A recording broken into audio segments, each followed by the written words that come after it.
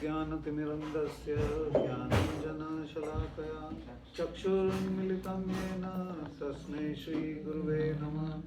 श्रीचैतन्यमनोभीष्टं स्थापितं येन भूतले स्वयं रूप कदा मह्यं ददाति स्वपदान्तिकं। वन्देऽहं श्रीयुतपदकमलं श्रीगुरुन् वैष्णवंश्च। श्रीरूपं साग्रजातं सगण रघुनाथान्वितं तं सजीवं साद्वैतं सावधूतं परिजनसहितं कृष्णचैतन्यदेवं श्रीराधा कृष्ण सगण ललिता श्रीविशाखान्वितं च। हे कृष्ण करुणा सिन्धो दीनबन्धो जगत्पते गोपेश गोपिका कान्ता राधा कान्ता नमोस्तुते। तप्त कांचन गौरांगी राधे वृंदावनेश्वरी विषपानुसुते देवी प्रणमामि हरिप्रिये। वाञ्छाकल्पतरुभ्यश्च कृपा सिन्धुभ्येव च पतितानां पावनेभ्यो वैष्णवेभ्यो नमो नमः। जय श्री कृष्ण चैतन्य प्रभु नित्यानंद श्री अद्वैत गदाधर श्रीवासादि गौर भक्तवृंद। हरे Krishna Krishna Krishna Hare Hare Hare Ram Ram Ram Hare Hare.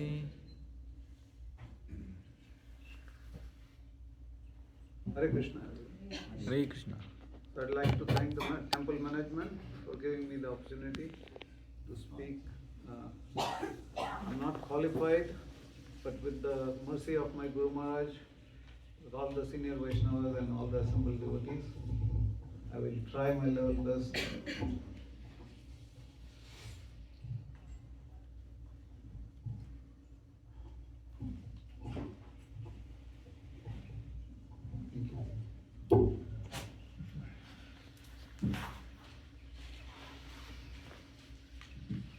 So I was not given a topic today, so I thought we'll talk about the Chaturshloki Bhagavad Gita. Sounds good. Thank you. Sounds the best. So the Chaturshloki Bhagavad Gita is verses 10.8, 9, 10, 11, 4 verses. But I don't think we'll be able to complete all the 4 verses. So I'll try to do the best that I can. So first we'll read all the 4 verses, so that we at least go through that. So 10.8, please repeat after me. Aham sarvasya prabhavo. Aham sarvasya prabho. Matta sarvam pravartate. Mattan sarvabhasase. Iti matva bhajante mam. Iti matva Buddha bhava samanvita. So it says, I am the source of all spiritual and material worlds. Everything emanates from me. The wise who perfectly know this engage in my devotional service and worship me with all their hearts.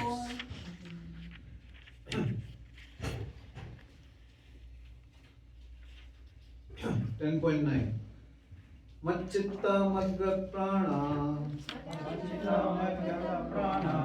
bodhayanta parasparam bodhayanta parasparam Kathyantascha mam nityam Katyantascha mam nityam Tushyanti cha ramanti cha.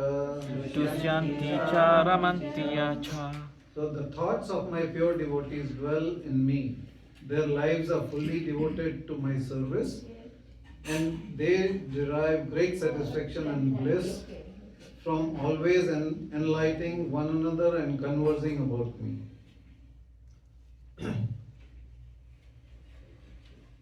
So 10.10 Tesham satata yuktanam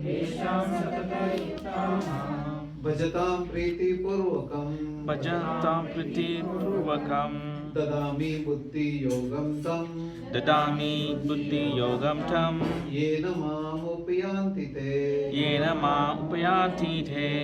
So those who are constantly devoted to serving me with love, I give the understanding by which they can come to me.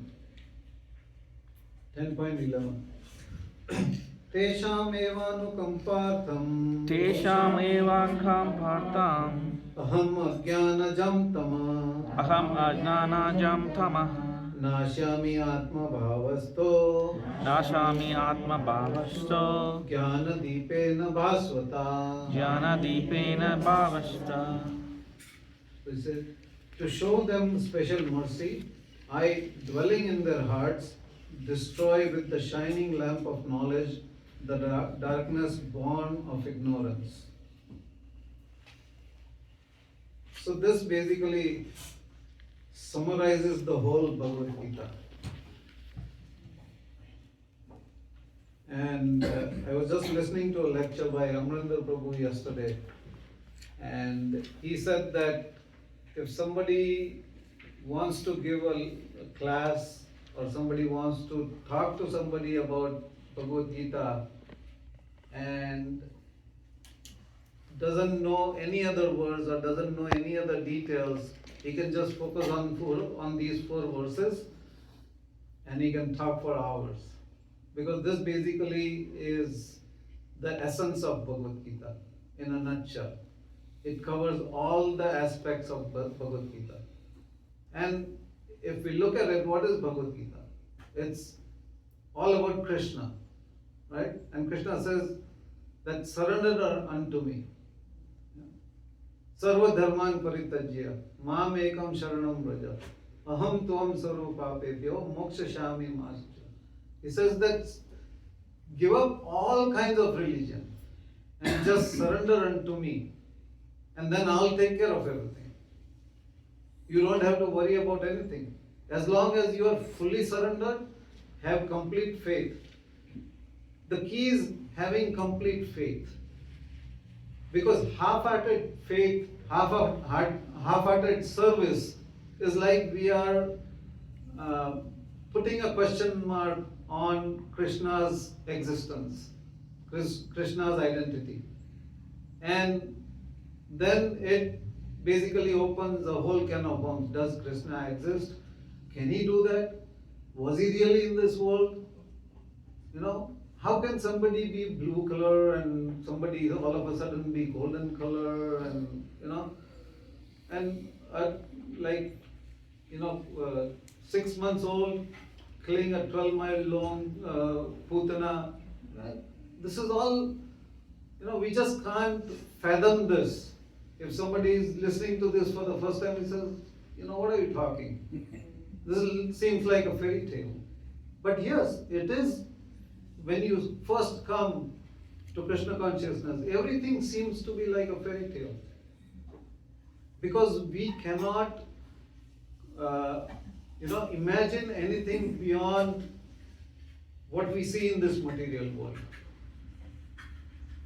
It's like, a child goes to a mother and asks that who's my father? So the mother will say, this is your father. And the child believes because he has full faith in his mother. Because he knows that if I am in trouble, my mother will take care of me. If I am hungry, my mother will feed me. Right? If I have some trouble, she will sit down, talk to me. If I need somebody to play with, my mother will play with me. So similarly, for us, the scriptures are our mother and father. So if we really want to have full faith in Krishna, first we need to have full faith in our scriptures. And Prabhupada said that just read the books that I have given you. You don't need to go anywhere else. You don't need to, take reference from any other books. And if we really look at it, do we have that much time to finish all of Prabhupada's books? I don't think so. How many times do we seriously sit down and read Bhagavad Gita and Bhagavatam? Forget about all the other books. Forget about Bhagavatam. How many times, and whenever we read, are we able to concentrate 100% of the time? No. Because mind is fickle. And mind will always remain fickle. Unless we are a pure devotee, we cannot control our mind. For that matter, even Vishwamitra Muni, what happened to him? He also could not concentrate when Menaka came. Right? So what to talk about us? We are in this material world. Maya is always throwing bouncers at us. Maya's business is open 24/7, right? Throwing googlies at us. One day this advertisement, next day this advertisement. Sale is always going on in Maya's business. So now we have to decide, do we want to become Maya Das or do we want to become Krishna Das? So if we become Krishna Das, then we are fine. Because then Krishna takes care of everything. So everything boils down to what bhav we have. Right? What mood do we have? With what mood are we going to the temple? Our mood should be that I'm not going to the temple to see Krishna. I'm going to the temple so that Krishna can see me. Our bhakti should be so strong and firm that Krishna will think, okay, where can I find this devotee of mine?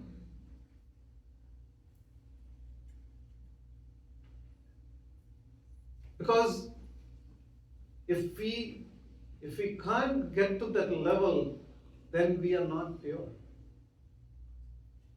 Yes, we are not pure, but we have to try getting there.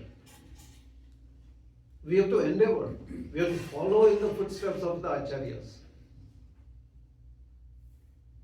Right? They have set examples. Chaitanya Mahaprabhu came to this world to teach us how to do bhakti. He came in the mood of Radharani.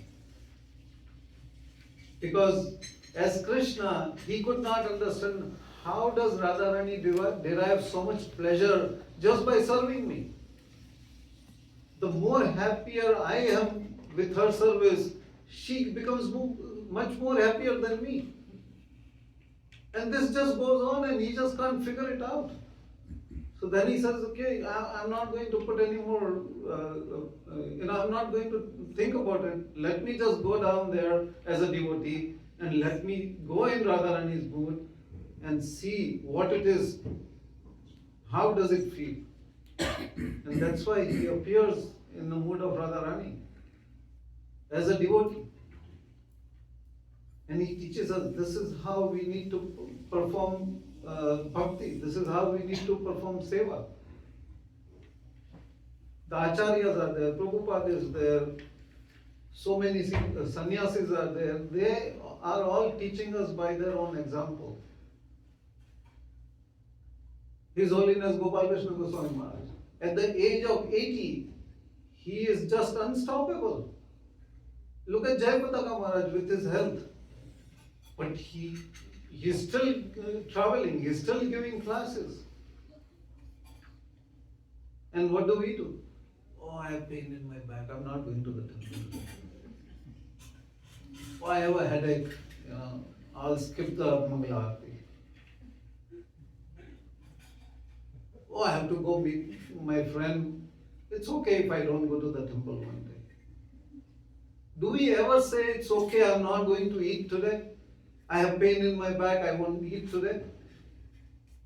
We never say that. Do we get paid if we don't go to the office and tell our boss that, oh, I have pain today in my back, I'm not coming? He might say okay one day, the next day he'll say okay, if you don't come, you're not getting paid. Leave without pay. How long can you survive? So we don't really contemplate on these things. And then we say, okay, I'm in trouble, Krishna help me. How many times do we go and tell Krishna help me, or I am here to serve you, when you are the happiest of all? Because there is always happiness and sorrow in our life. And if we really look at it, what is happiness? Happiness is actually the space between two sorrows. And we always make such a big issue out of a small sorrow. The moment we see small trouble, we just blow it up. Do we blow our happiness up?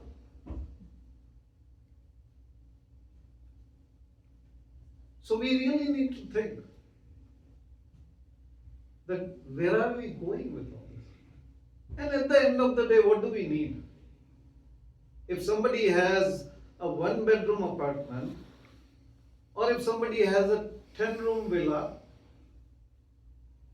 what difference does it make? You're still going to sleep in that 1 bedroom on a 1 bed, eat 2 rotis, sabji, that's it. There's no difference, right? It's just, I have a big house. So that's a competition. My neighbor bought a 3-bedroom house, I'm going to buy a 4-bedroom house and show him. He has 2 cars, I'll buy 2 Mercedes and show him. So in that rat race, we forget to appreciate and enjoy what we have.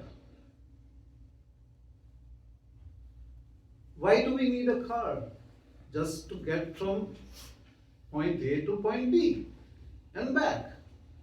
So whether it's a Mercedes or whether it's a BMW or whether it's a Toyota Corolla, how does it matter? It's still a car. It still runs on 4 wheels. We talk about taking a flight, right? So some people always want to travel business class. Some people want to travel always executive class or first class. And some people who can't afford travel in economy class. Now imagine 3 people, one in business class, one in executive class, and one in an economy class in the same flight. Is the guy in economy class getting there later than the business class person? No. They're all getting the same, so how does it matter? It's just they want to show their status symbol.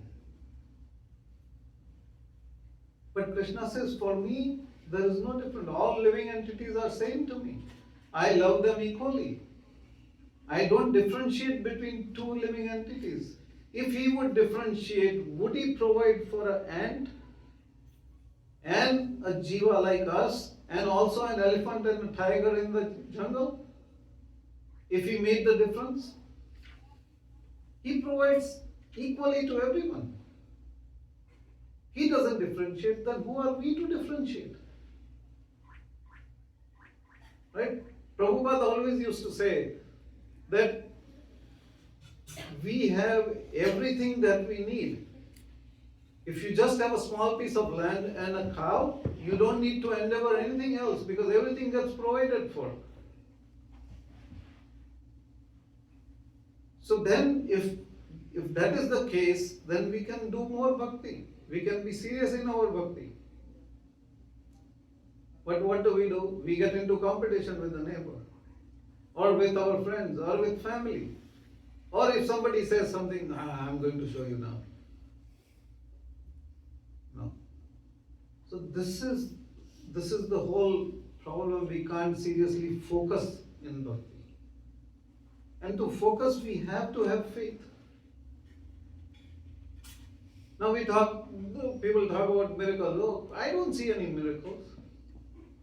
From night to morning it happens. You wake up. Is that not a miracle? You are able to walk on your 2 feet. You are able to breathe. We should thank we are not paying tax on breathing. Like, we don't know. Anytime that new news will come, the government is going to impose tax on breathing air, oxygen. Right? I was just reading a couple of weeks back, they were talking about implementing a new tax about something to do with the rainwater. So if they can think of that, we are not very far away from them thinking to tax the public for breathing, as if it's their property. And somebody says, okay, I made this house. Okay, you made this house. Where did you get the bricks? Oh, from the factory. Where did the factory get the soil from? Or cement from? Oh, from another factory, from a hill. Where did the hill come from? I don't know. So, if we go down right to the source, everything comes from Krishna. That's why Krishna says, Aham sarvasya prabhu. That I'm everywhere. I'm the taste in the water. I'm the sound in Om. Right? I'm the light in sun. I'm the heat in the fire. I'm the depth of the ocean. Everything is Krishna. So why are we trying to become owners of everything? Why are we fighting? Look at the wars going on around us. Everyone is fighting for what? Are we going to take anything with us? What is going with us when we pass away? What goes with us? Karma. Right? Something else also goes with us. Harinam. Right? So mind, intelligence, and false ego. These are the 3 things that go with us. And our bhakti that we have performed. So if we can't take anything, on what are we claiming our ownership for? What are we fighting for? Russia said at one point, I have nuclear arms that can destroy the world 7 times. Yeah, right, 7 times, but after you destroy the first time, what is left to destroy the next 6 times? So how does it matter whether you have nuclear arms worth one time or 7 times?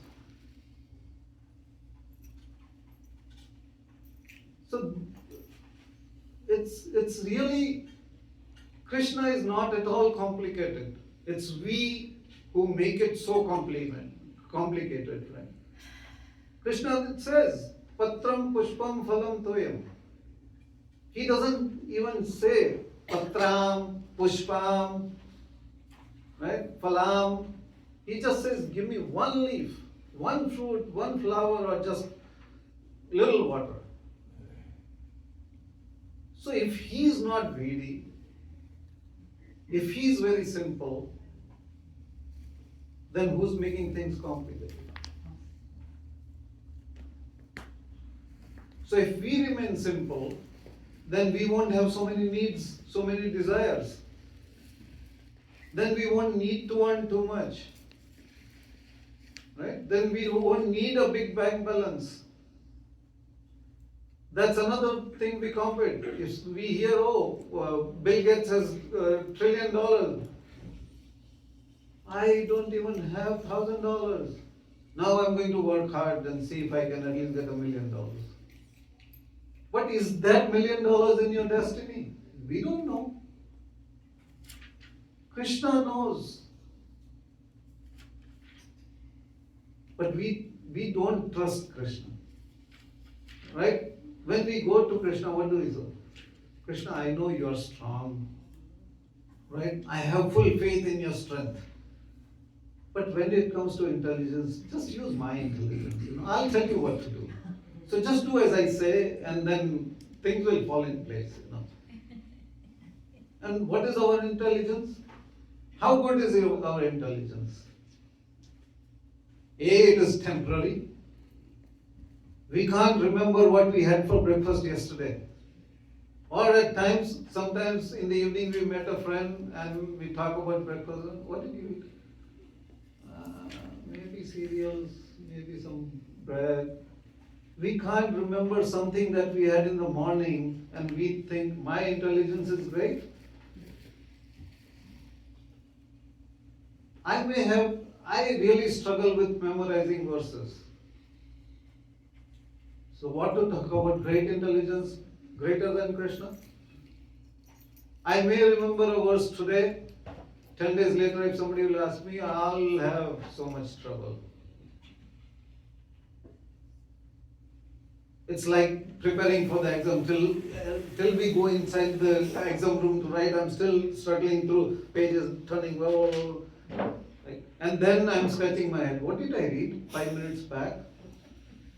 So that's the intelligence we have. And then we are trying to compete with Krishna and give him instructions that Krishna do as I say. So is he really our order supplier? We go to him with a long list.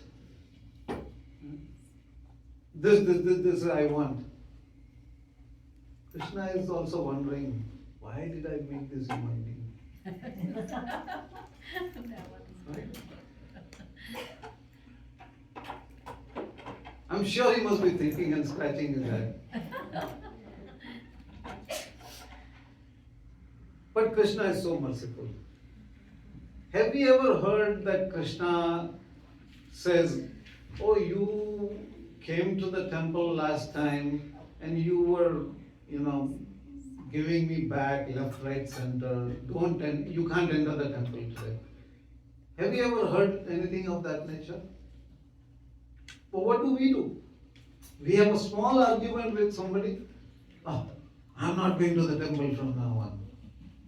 They didn't announce my name, so I'm not going to give any more donation.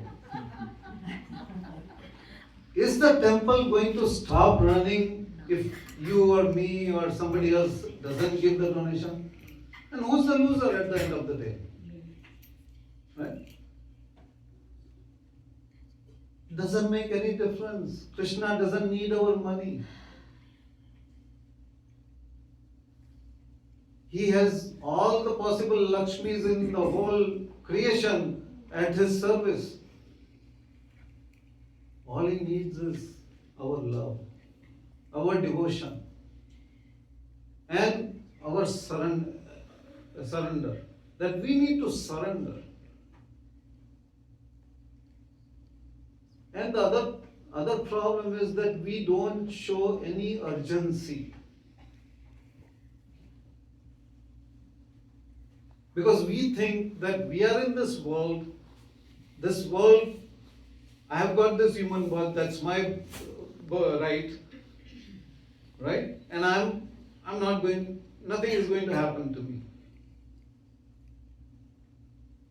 And we all have experienced this, I'm sure, that we go to a funeral and we see somebody has passed away and we say, oh, he passed away. Maybe, somebody elderly is sitting there, maybe he may pass away, but I have a long way to go.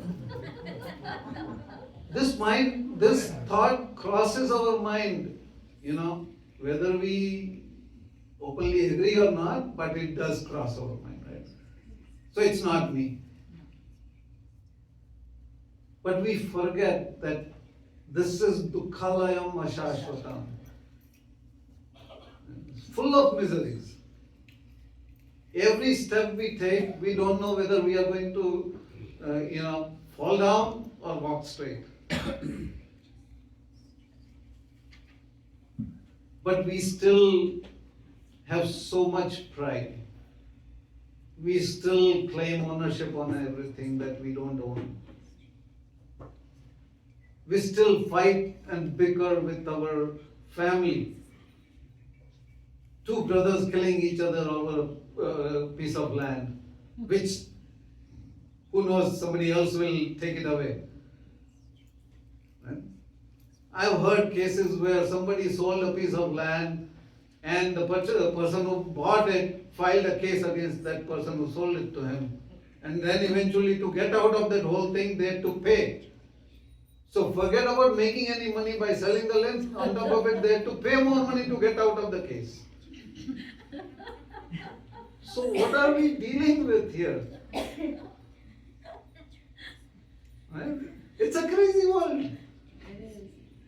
And we still think, oh, this is the best that can ever happen to me, right? This is paradise. Somebody was telling, it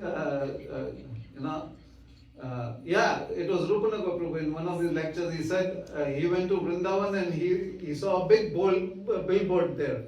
Some new construction was happening, and it said that live like a king in the land of Vrindavan. Wow.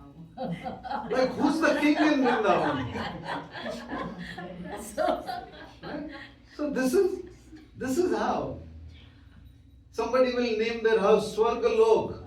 And all the time it is like fighting going on. It is like a narka. So this is the kind of environment we live in. This is the kind of world we live in. And we still claim that, nothing can go wrong with me. But we don't know. Today I'm going to go to bed and we don't know if I'm going to wake up. Look at the amount of diseases going around us. What control do we have? We get little headache, we take Tylenol. But by doing that, we forget that we are putting all chemicals and poisons in our body without even realizing what side effects we will get. But just because I have pain, I can't bear it. And we say, oh, I have so much strength. We can't bear little pain and we talk about strength. So, it's really mind-boggling how people think and operate and still not surrender to Krishna. I have seen people who feel ashamed in taking Krishna's name. They don't want to go to the temple because going to the temple, what's happening? You just go there, dance, sing, hear some bhajans and come back.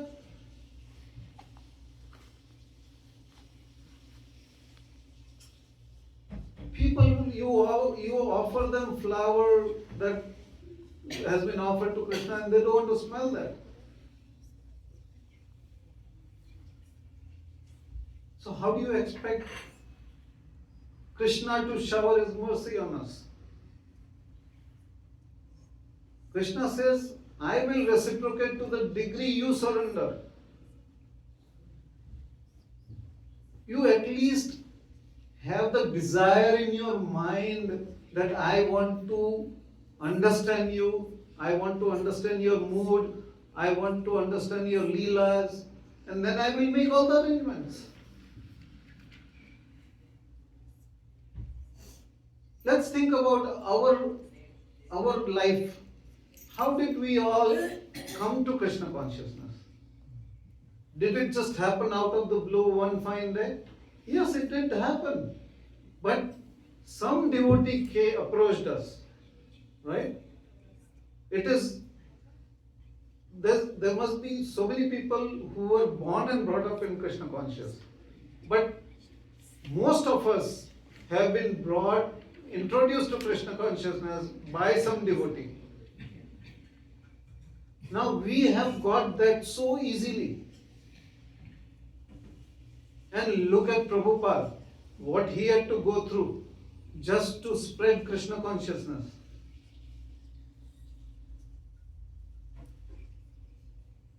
His wife sold the handwritten manuscript for a few biscuits. One fine day Prabhupada comes home and he says, "Where's my manuscript? Where did it go?" So his wife says, "I sold it." Sold it for what? For tea biscuits. Right there and then Prabhupada says, "Do you want me or do you want tea?" And she said tea, and Prabhupada walks out. Can we do that?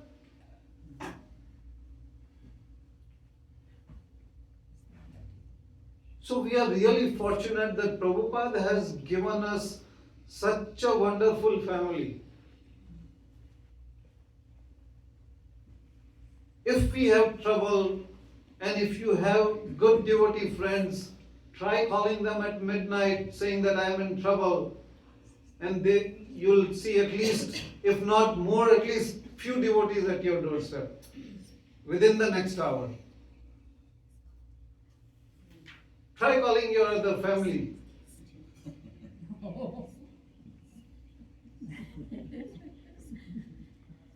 So how merciful can Krishna get than this?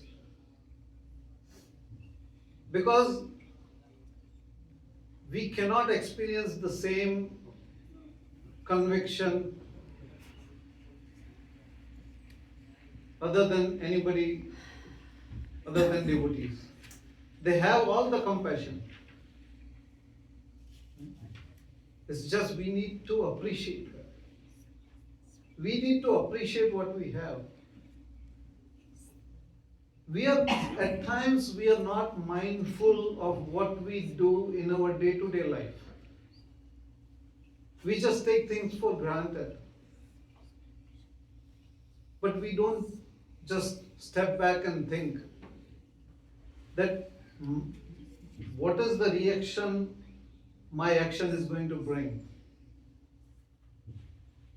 If we are just mindful of controlling the waste that we make on a daily basis, that itself will make a big difference.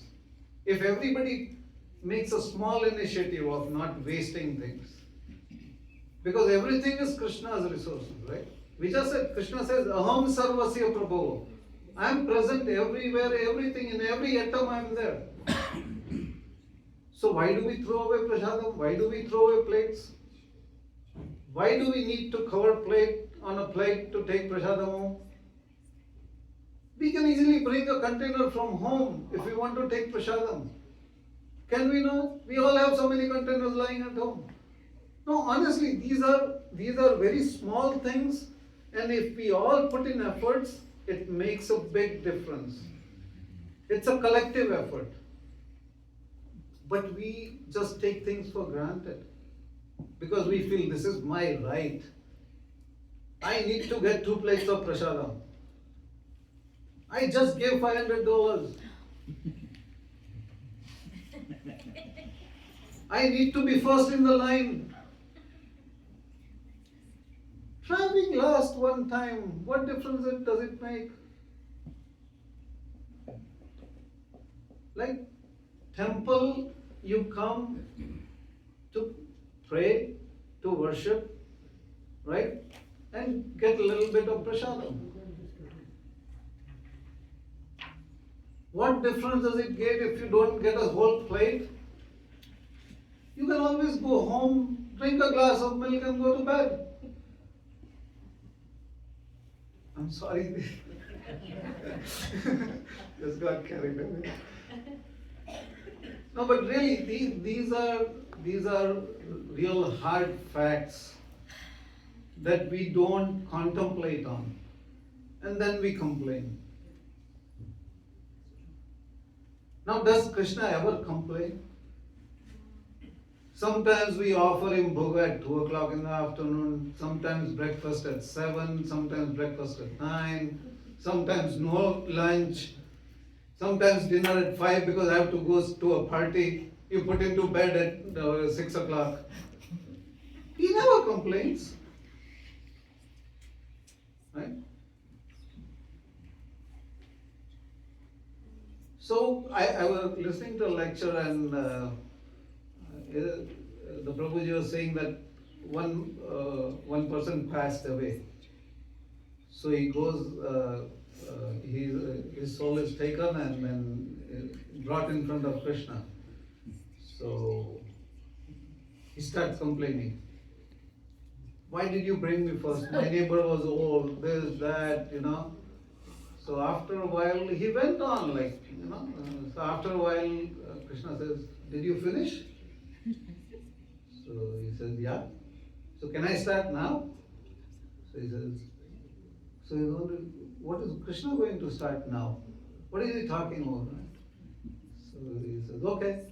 So Krishna says, one day you were going for marriage and you put me in that closet and closed the closet, did not even put a glass. Did I say anything?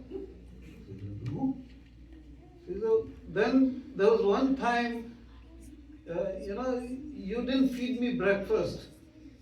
You forgot and you had to rush to the office, you were getting late. Did I complain? No. So then there was another time you had friends over and you drank a little bit and you didn't even bother to put me to bed, and it was winter, you didn't give me a blanket. Did I complain? He said, no. Then there was another time it was scorching hot and you give me hot tea instead of a cold drink. Did I complain? He said, no. Then why are you complaining? So this is our state, that we complain without realizing that Krishna, who is standing there 24/7, 365 days, asking us to come, never complains, but we keep complaining. Because that has become our inherent nature, to complain about everything. It's like apply, no reply, complain. Whether it gets resolved or not. So, again, it all boils down to, okay, let's be serious in our Krishna consciousness. Let's chant seriously. My Guru Maharaj always says, so everybody will ask him this question, how do I improve my devotional service? How do I improve my chanting? He has just one word answer. All he says is, keep chanting. I can't concentrate on chanting, keep chanting. No complaining. That goes without saying, you don't need to complain. First thing is exercise hand. Keep chanting and no negativity. Yeah. That's all. And chanting will purify. Chanting will take care of all your problems. Because purity is the force. Right? Why do you think Prabhupada was so successful? He was able to travel the globe 10 times at the age of 70 and 80. How could he do that, possibly? Build 108 temples, write so many scriptures. He barely slept for 2 hours, sometimes not even that. Because all he says that I am just following the instructions of my Guru Maharaj.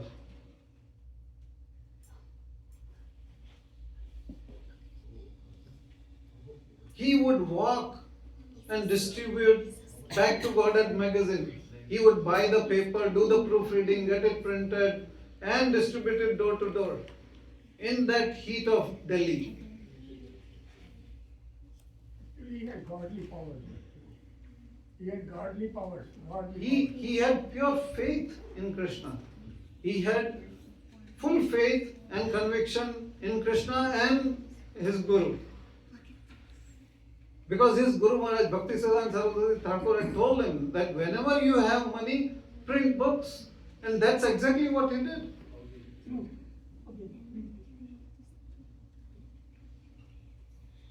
And today, if we ask somebody to come and do service, we'll find all the possible excuses. I have to go there, I have to do this, I have to do that, I can't make it. Can I come at 2 instead of 12? By the time you come at 2, the service will be over because it's supposed to be done at 12.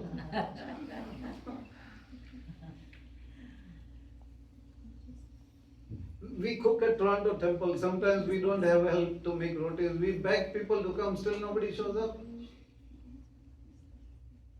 They would be sitting in the temple. Ask Prabhuji. They would be sitting in the temple room, but they would not step down and come and help. As if we are asking them to come and help, as if they are working for us. Right? It's for Krishna's service. No matter what service we get, we should always accept that service and do it. Because we don't know if we are going to get service again. That's the urgency we need to have. We should chant in such a way that I don't know if tomorrow I'll be able to chant, or I don't know if next hour I'll be alive to chant.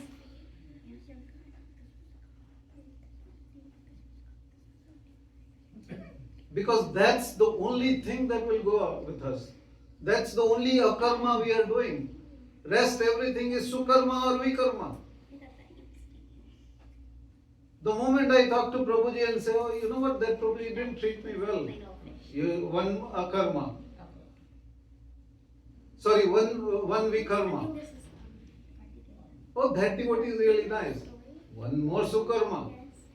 The more vikarmas and sukarmas you add to your bank balance, that many times you take birth. And a separate birth to enjoy the sukarmas and a separate birth to pay for the vikarmas. It's not like our material world bank balance that 1 plus 1 is 2, minus 1 is 1. No. You have 100 sukarmas, you take 100 births to enjoy, or maybe 50 births to enjoy. And you have 100 vikarmas, you take that many births. It's only a karma that doesn't attract any sukarma or vikarma. In fact, that is a bonus. Because the more akarmas you do, the faster your sukarma and vikarma will burn. So it's like a bonus you get. Do akarma, burn your sukarma and vikarma. Can it get any better? Krishna is giving us for free. There is no cost. To chant, there is no cost. To chant, there is no qualification. To chant, there is no specific position you have to sit. To chant, you don't even need to take a shower. Because Krishna's name does not get impure. You can even chant in the washroom. How much more merciful can Krishna get than this? And we still take everything for granted. It's my right. It's my life, it's my right. That's what we say. Actually, how do you justify akarma as service to Krishna? Akarma is... Anything that you do in the service of Krishna does not collect any karma. Because you are working for Krishna, it does not give you any good or bad. Because Krishna is pure. So anything in the service of Krishna is always pure. What did he tell Arjuna on the battlefield? Arjuna said, how can I kill my teacher? How can I kill my cousins? How can I kill my family members? Krishna said, you are not the doer. I have already killed them. You are just a medium. I don't want any credit, but I want my devotees to get credit. So you do your duty, leave the rest unto me. So if you think you are killing, no, you are not killing. I have already killed them. They are already dead. But just because you are performing the activity, you will get the credit, and then you will give the credit to me, so people will believe. But directly, if I do something, people may think, oh, he has extra strength, he can do that. So because Krishna is transcendental, so everything is pure. It is something very deep, because we have to think of Krishna and do it. Yeah, so Krishna says, Satatam kirtayanto mam. So no matter what activity you do, always think of me. Keep me as the center of every activity. And then do it. And then do it. So then you don't collect any kind of karmas. Right.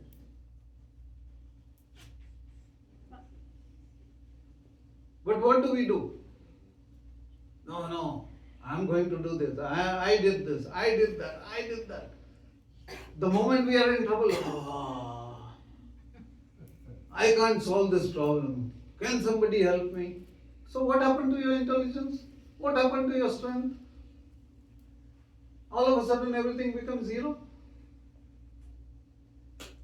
But sir, you see, what you say is right, it's perfectly fine, it's good, it's nice, but it's difficult to put on the world like this. I totally agree. I don't deny the fact. Everything is very difficult. But we have to keep doing it, so at some point, at some time, in some life, we will perfect it. Special circumstances just like this, they'll be very, very special and very favorable. Otherwise, it's difficult. Nobody is saying it is easy. You think it was easy for Arjun to shoot an arrow at his teachers? No. It was not easy. If it was easy, he would have not thrown his bow and arrow down. Then sir, we have to take Krishna always with us. That's why Krishna says, Satatam kirtayanto mam. Always think of me. That is the main point. Yeah. But we don't do that. That's the problem. We think I am great. I did this. I, me, mine. That's our problem.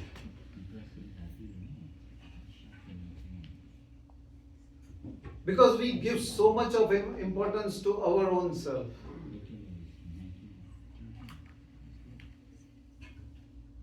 We don't consider anybody else important except myself. And that's where we fall in trouble. And then when we fall in trouble, what do? We run to the temple and fight with Krishna. You did it. Why did you do this to me? Was I the only one? Right? Why me? Why me all the time? What bad did I do? Okay, then ask yourself, what good did you also do? Hare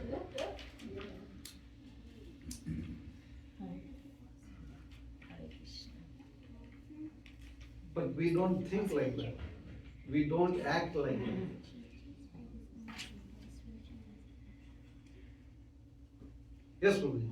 I'm very satisfied. You are good enough. Thank you. I don't know about that, but I'm just trying. So that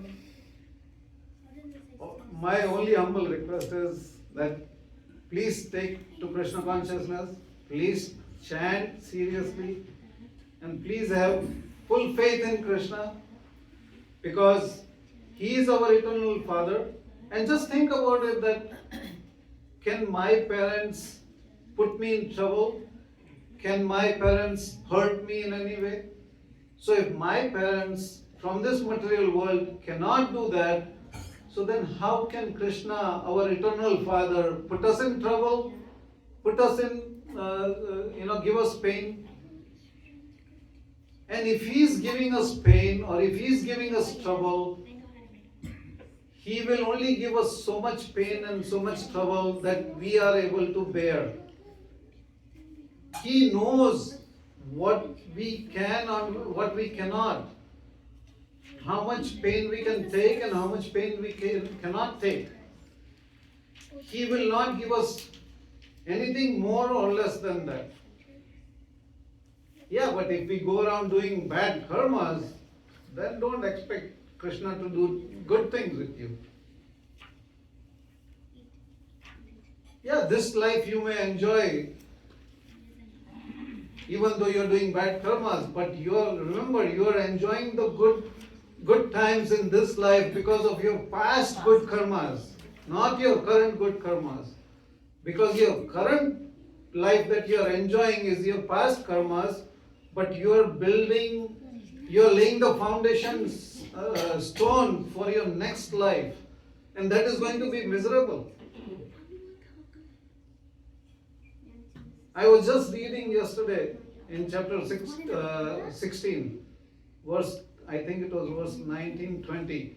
They're talking about demonic qualities.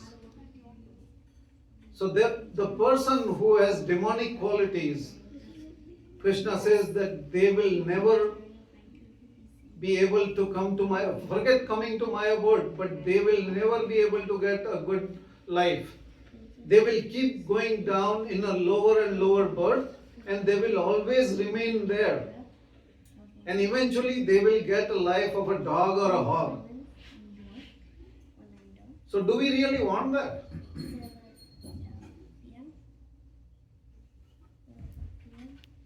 So then our only option is surrender to Krishna. Hare Krishna, Hare Krishna, Krishna Krishna, Hare Hare, Hare Ram, Ram Ram, Hare Hare. Srila Prabhupada ki jai. Any questions, comments, realizations? Please share. Prabhu, faith comes from Krishna. You can't generate your own faith. Okay. Right? But because people, they know God exists, but they have no faith, but they know He exists. So faith comes from Krishna, right? He gives you that faith. Yeah. So what do you do now to get that faith from Him? You have to express desire. Because faith is something else. If you put too much on faith and it will work out for you, it shakes your faith. But you have to express desire to give Sincerity, right? Sincerity and express your desire so that Krishna gives you the strength and increases your faith. Because if you don't express the desire, you can't expect help from Krishna. It's like, you feel hungry, but if you don't tell somebody that I'm hungry, who's going to come and feed you? Nobody is a magician to understand, okay, now Prabhuji is hungry, let me give him food. Does that happen? No, you have to verbalize that, okay, I'm hungry, I need something to eat. Similarly, you need to express desire that I need to understand Krishna, I want to understand Krishna, and Krishna will do the needful. Because He says, I will maintain what you have and I will give you what you lack.